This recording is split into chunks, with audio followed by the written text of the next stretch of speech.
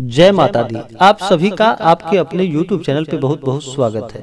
आइए जानते हैं माघ मास शुक्ल पक्ष में पड़ रहा प्रदोष व्रत के शुभ मुहूर्त के बारे में। प्रदोष का व्रत हर माह के शुक्ल पक्ष और कृष्ण पक्ष की त्रयोदशी तिथि के दिन प्रदोष का व्रत किया जाता है। जब भी प्रदोष काल के समय में त्रयोदशी तिथि होती है उसी दिन प्रदोष व्रत को किया जाता है। प्रदोष व्रत में भगवान शिव, माता पार्वती और साथ में शिव परिवार का पूजन किया जाता है।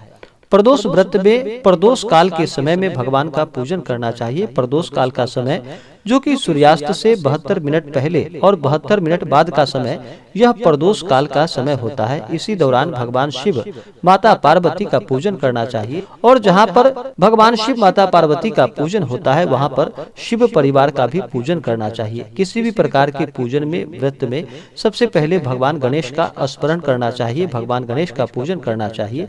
भगवान गणेश विघ्नहर्ता है, सभी प्रकार के विघ्न और बाधाओं को दूर करने वाले हैं।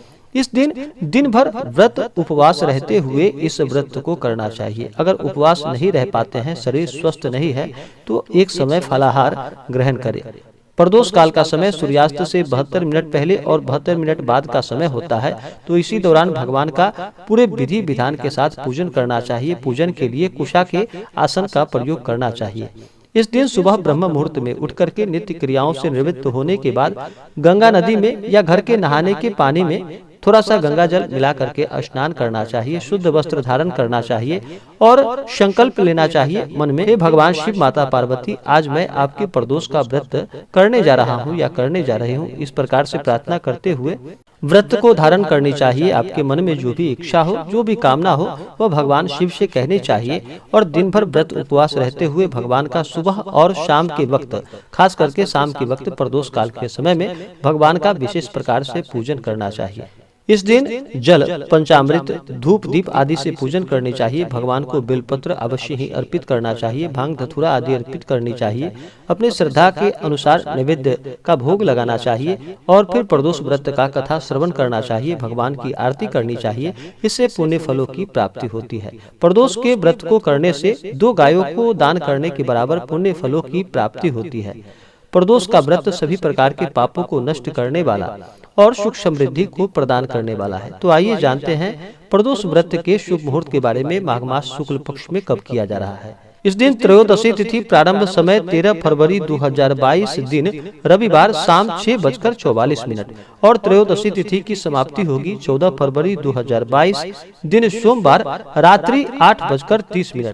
त्रयोदशी तिथि के दिन प्रदोष काल का समय जो विशेष प्रकार से प्राप्त हो रहा है वह 14 फरवरी 2022 को प्राप्त हो रहा है। तो इस दिन इस व्रत को रखा जाएगा।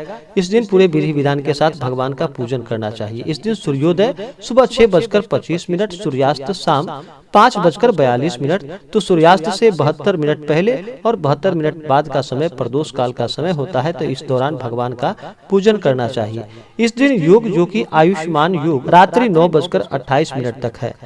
राहु काल का समय, इस दिन राहु काल समय में किसी भी प्रकार का शुभ कार्य या मांगलिक कार्य नहीं करना चाहिए, यह लाभप्रद नहीं होता है। तो इस दिन राहु काल का समय होगा जो कि सुबह 7:49 से सुबह 9:15 तक राहु काल का समय होगा। इसी प्रकार से भगवान का पूरे विधि विधान के साथ पूजन करना चाहिए, इससे पुण्य फलों की प्राप्ति होती है। प्रदोष व्रत का पारण अगले दिन जाकर के इस व्रत का पारण किया जाता है। तो आशा करता हूं कि यह जानकारी आपको अच्छा लगा हो। ऐसे ही जानकारियां प्राप्त करते रहने के लिए हमारे इस चैनल पे अगर आप नए हैं तो चैनल को लाल बटन दबा करके सब्सक्राइब करें, साथ में बेल आइकन घंटी को दबाएं ताकि मेरे वीडियो का नोटिफिकेशन आपको समय से मिलता रहे। वीडियो को लाइक करें, शेयर करें। जय माता दी, धन्यवाद।